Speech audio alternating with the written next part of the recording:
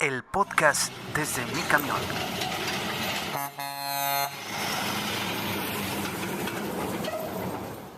¿Qué tal, hermanos? ¿Cómo están? Sean bienvenidos a un podcast más, avanzando en el Evangelio de Juan. Hoy, hermanos, estamos en mi camión. Estamos continuando esta serie. Hoy es el podcast número 14, la alimentación de los 5,000. Hoy vamos a hablar de la famosa historia de nuestro Señor Jesucristo cuando Él alimenta 5,000 personas con solamente 5 panes y 2 pescados. Así que, bueno, vamos a introducirnos en la lectura del Evangelio. Recuerden, estamos con el Evangelio de Juan, capítulo 6, entrando ya a un nuevo capítulo, del versículo 1 al 15. Mi libro de lectura es La Reina Valera 2000 y nos estamos ayudando con el devocional, una mirada devocional a la narración de Juan de la vida y muerte de nuestro Señor Jesús. Para las personas que nos quieren acompañar comprando este libro, bueno, vamos a introducirnos con la lectura, hermanos. Dice así la palabra de Dios. Después de esto, Jesús fue al otro lado del mar de Galilea, a Tiberias, y lo seguían una gran multitud porque veían las señales que hacía en los enfermos. Entonces Jesús subió a un monte y se sentó allí con sus discípulos. Estaba cerca de la fiesta judía de la Pascua. Cuando Jesús alzó los ojos y vio la gran multitud que había venido a él, preguntó a Felipe: ¿Dónde compraremos pan para toda esta gente? Pero decía esto para probarlo, porque él sabía lo que estaba por hacer. Felipe respondió: 200 denarios de pan no bastarían para dar un poco a cada uno. Uno de los discípulos, Andrés, el hermano de Simón Pedro, le dijo: Aquí hay un muchacho que tiene 5 panes de cebada y 2 pescados. ¿Pero qué es esto para tantos? Jesús contestó: Haced recostar a la gente. Había mucha hierba en aquel lugar, y se recostaron como 5,000 hombres. Entonces Jesús tomó esos panes, dio gracias y repartió a los discípulos y estos a los que estaban recostados. Lo mismo hizo con los pescados, y cada uno se sirvió cuanto quiso. Cuando se saciaron, dijo a los discípulos: Juntad los pedazos que sobraron, para que no se pierda nada. Juntaron y se llenaron 12 cestas de pedazos sobrantes de los 5 panes de cebada. Entonces, al ver esa milagrosa señal que Jesús había hecho, esos hombres dijeron: realmente este es el profeta que había de venir al mundo. Como Jesús entendió que iban a venir para arrebatarlo a la fuerza y proclamarlo rey, volvió a retirarse al monte él solo. Bien, hermanos, como pueden escuchar, ahorita tenemos mucho ruido. Y es porque, bueno, estamos nuevamente en el camión trabajando con este precioso devocional del Evangelio de Juan. Bien, hermanos, vamos a introducirnos al devocional que nos presenta este autor. Dice: había pasado algún tiempo desde su último encuentro con los fariseos en Jerusalén. Y nuestro Señor Jesús había pasado algún tiempo desde el último encuentro con los fariseos. Jesús estaba ahora en el lado más remoto del mar de Galilea. Un gran número de personas se había reunido alrededor de él y sus discípulos. La multitud estaba siguiendo a Jesús porque habían presenciado sus milagros. Los que seguían a Jesús ese día no eran verdaderos creyentes. Estaban interesados más en sus milagros de lo que estaban en él como su Salvador. Posiblemente cansado de este tipo de seguidores, el Señor Jesús decidió ir a la montaña con sus discípulos. El versículo 3 nos conduce a creer que Él no se llevó a la multitud con Él. Este era un momento privado con sus discípulos. Él se sentó con ellos en la falda de una montaña. No se nos dice lo que hicieron en esa montaña. Quizás el Señor pasó tiempo enseñándoles y preparándoles para lo que estaba a punto de suceder. Lo que es seguro es que necesitaban apartarse de la muchedumbre y pasar tiempo juntos. Esto no es menos importante hoy.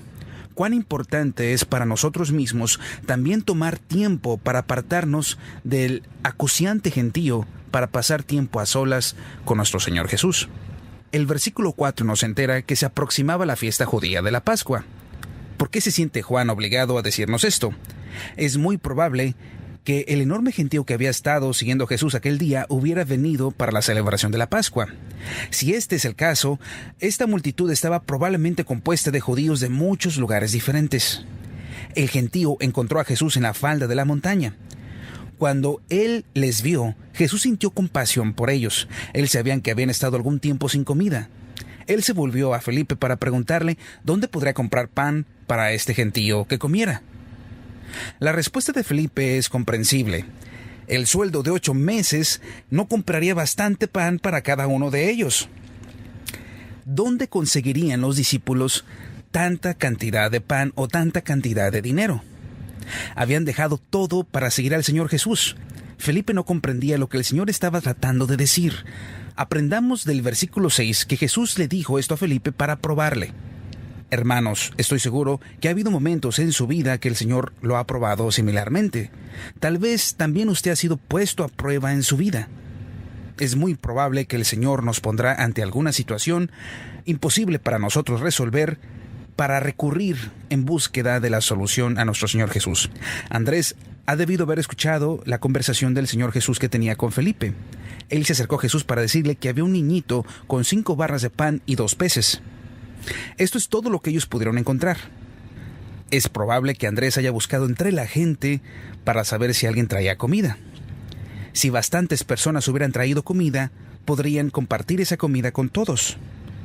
Puede que hubiera bastante para que cada persona comiera algo ligero. Su búsqueda no reveló nada, sino estas 5 barras de pan y 2 peces. ¿Qué era esto para alimentar a tantas personas? Es interesante presenciar la respuesta de estos 2 discípulos. Cuando Jesús les preguntó dónde conseguirían bastante comida para alimentar a toda esa gente, miraron hacia ellos mismos. Felipe miró cuánto dinero tenía y Andrés miró hacia alrededor de la gente que estaba con él para ver quién traía comida. Ninguno de los 2 miró hacia Jesús.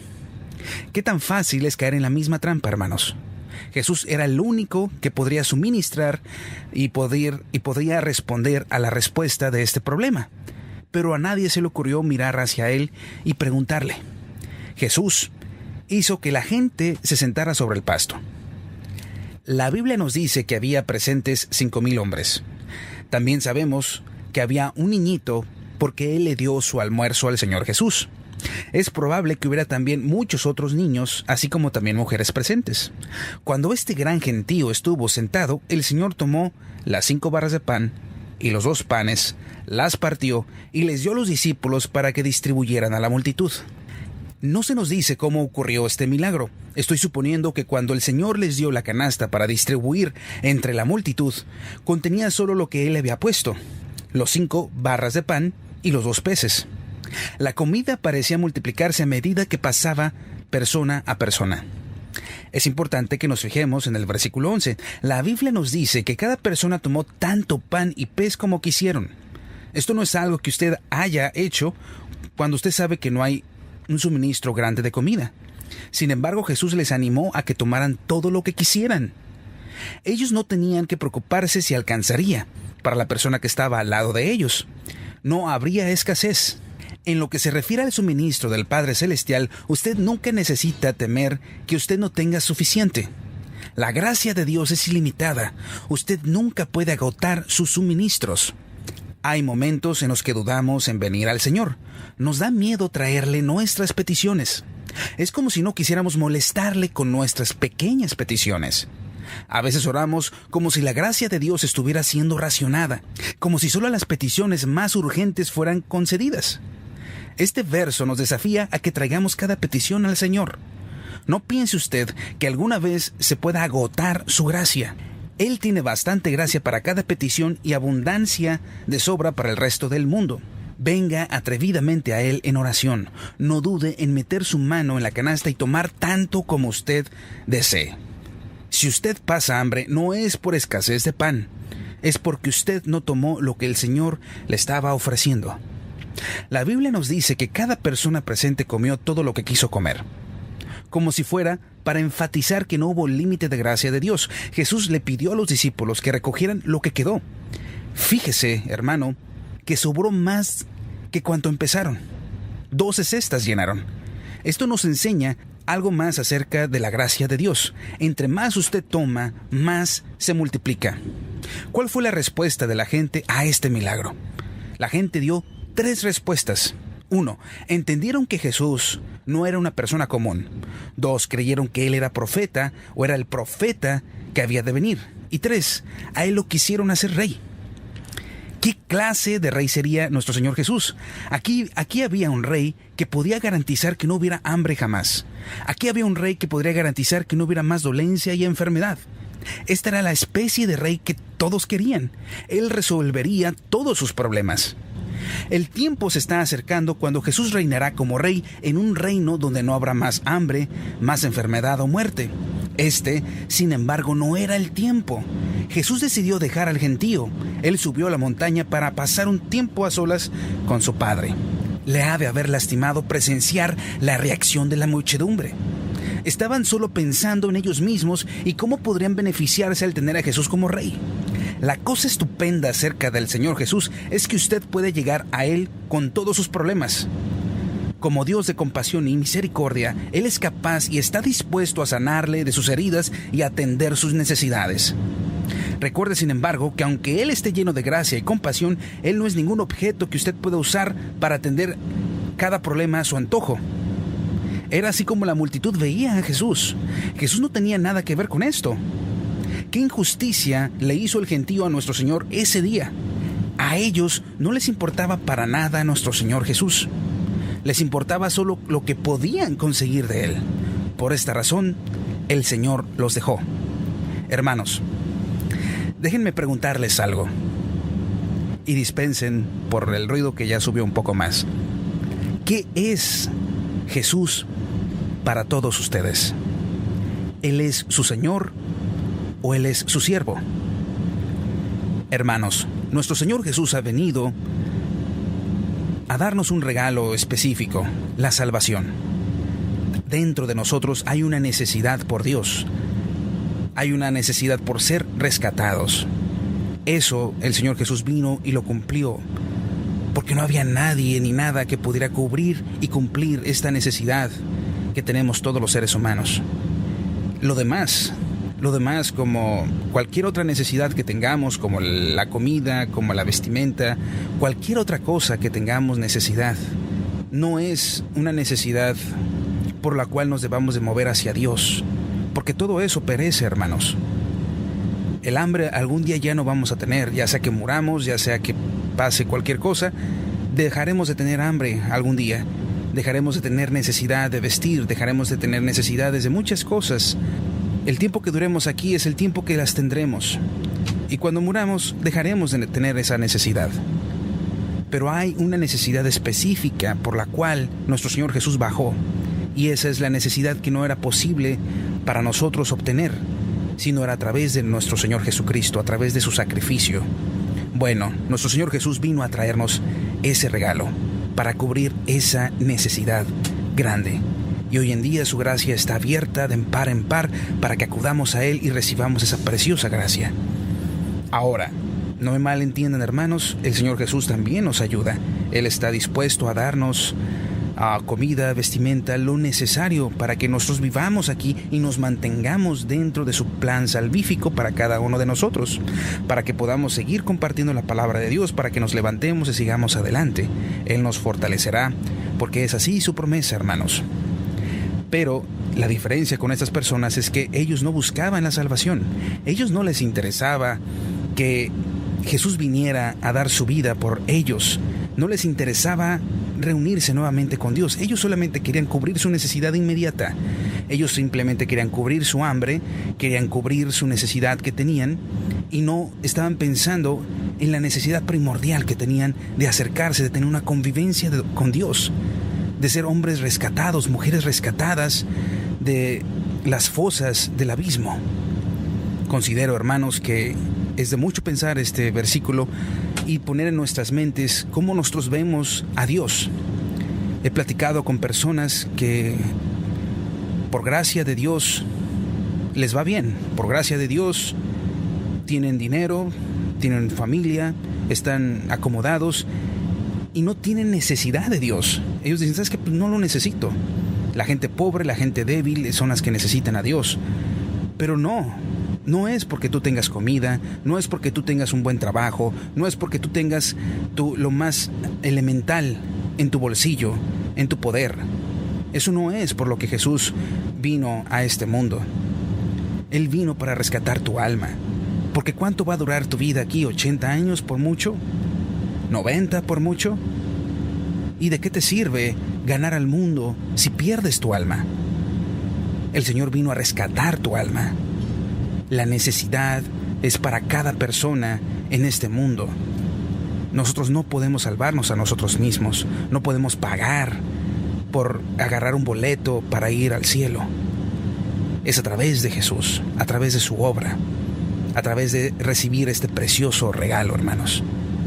Hermanos, espero que este podcast, que ya lo terminamos, el podcast número 14, vaya, vamos avanzando muy rápido en el Evangelio de Juan, gracias a este precioso devocional.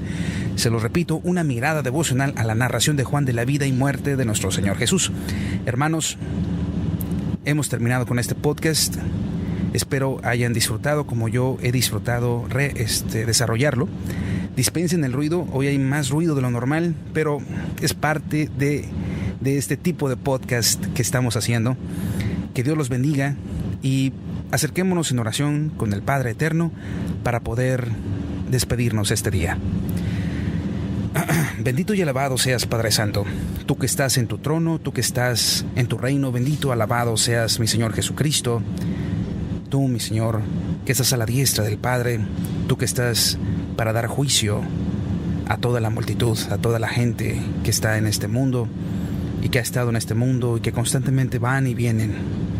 Mi Señor Santo, te damos las gracias por este día, te damos gracias por el trabajo, te damos gracias por tu palabra. Te ruego, mi Señor mío, que pongas en nuestros corazones el entendimiento de la razón por la que tú has venido a este mundo. Tú estás aquí para ayudarnos, mi Señor, lo sabemos. Pero nos ayudes o no nos ayudes, nos facilites la vida o no lo hagas, mi Señor, nuestra adoración debe de ser por siempre y para siempre a ti. Porque tú nos has rescatado de algo de lo cual nosotros no podíamos rescatarnos. Y eso ha sido lo más precioso que hemos recibido de tu parte. Lo único y más precioso que hemos recibido para que sea lo que nos motive a darte las gracias todos los días de nuestra vida. Por supuesto, mi Señor, sabemos que de ti viene todo.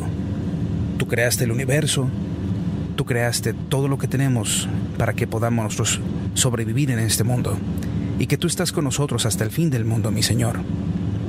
Pero que no sea esto, mi Señor, lo que nos mueva a creer en ti, sino que nos mueva tu amor. El amor que tú diste, que tú tuviste para con nosotros al dar tu vida, al entregarte a la cruz, a ese momento cumbre, a ese momento decisivo, donde nos rescataste, donde entregaste tu vida y enfrentaste la ira de tu Padre, la ira de nuestro Señor Dios, que cayó sobre de ti de una manera poderosa, fatal. Mi Señor, tú lo recibiste todo por nosotros. Ayúdanos a entender tu cruz. Ayúdanos a entender que la cruz no es algo por lo cual un cristiano pasa y después se olvida, sino la cruz está para quedarse en nuestros corazones. La cruz está para analizarla y tenerla presente todos los días de nuestra vida. No es una doctrina de la cual simplemente creemos, sino es la base fundamental de nuestra fe. Es la piedra angular de nuestra fe. Es el motivo por el cual te adoramos. Es la razón por la cual somos salvos. Es el lugar donde depositaste el amor a todos nosotros. Es la razón de la existencia del amor o de la comprensión del amor para todo ser humano. El que tú hayas dado tu vida por todos los pecadores. Mi Señor Santo, te bendecimos, te damos las gracias. En el precioso nombre y por tus méritos, mi Señor Jesús. Amén. Hermanos, que Dios los bendiga este precioso día y espero nos veamos el día de mañana o la próxima semana, porque hoy para ustedes, pues hoy es viernes, así que nos estaríamos viendo el próximo lunes. Pasen un excelente fin de semana. Que Dios esté cuidándolos, que Dios esté acompañándolos en todo lo que ustedes hagan y hasta la próxima.